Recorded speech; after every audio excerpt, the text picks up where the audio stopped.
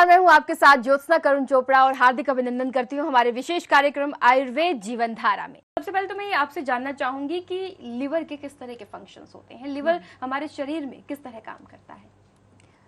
अब जैसे आयुर्वेद का ज्ञान जो है वो अवतरण जो ब्रह्मा जी द्वारा हुआ है और डायरेक्ट ब्रह्मा जी ने इसका ज्ञान उनको खुद में स्मरण हुआ था और उसके बाद ये अवतरित हुआ है, आगे जनरेशन्स में ये बढ़ता चला गया है और आगे चलकर हम तक पहुंचा है और इसको संभालना, इसे संजो कर रखना ये हमारा कर्तव्य बनता है। तो इसी के चलते जब हम अपनी ऑर्गन्स, अपनी बॉडी को देखते हैं कि उनका फंक्शन कैसे होता है, कैसे काम करते हैं, तो हमें समझ में आता है कि हाँ, कहीं ना कहीं ये जो चीज़ है ये हमारे लिए बहुत ही बहुमूल्य है।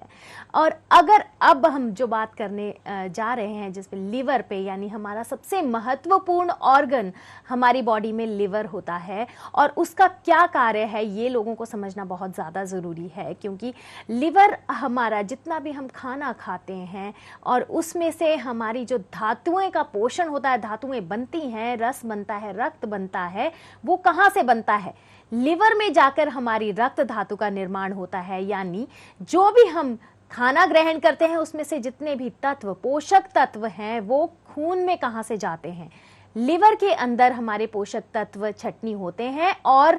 खून में जाते हैं और खून के द्वारा हमारे बाकी अंगों को वो पोषण देते हैं और बाकी अंगों के बाकी टिश्यूज का निर्माण वहां उसी के द्वारा होता है। तो आपको बेहतर होगा सबसे पहले ये समझने की जरूरत है कि क्या आपको खाना है जो कि आपके लिवर द्वारा आपके अंगों का पोषण करे, ना कि ऐसी चीजें, आप ऐसे टॉक्सिन्स का ग्रहण करें कि आगे चलकर वो आपके लिवर को ही नुकसान पहुंचा दें, यानी आपके लिवर टिश्यूज का ही नुकसान हो। तो समझने की जरूरत है क्या खाएं और क्या ना खाएं, क्योंकि लिवर हमारा सबसे ही महत्वपूर्ण ऑर्गन है, महत्वपूर्ण अंग है, जिससे कि हमारी रस, रक्त, मांस, मेद, अस्थि, मज्जा, शुक्र पर्यंत धातुएं बनती हैं और आगे चलकर बहुत ही सही तरीके से ओज का निर्माण होता है, जो हमें शक्ति देता है, हमें रोग प्रतिरोधक क्षमता हमारी बढ़ाता है, जिससे कि दूसरे कोई रोग हमें नहीं होते हैं। पर अगर इस लिवर में, लिवर ऑर्गन में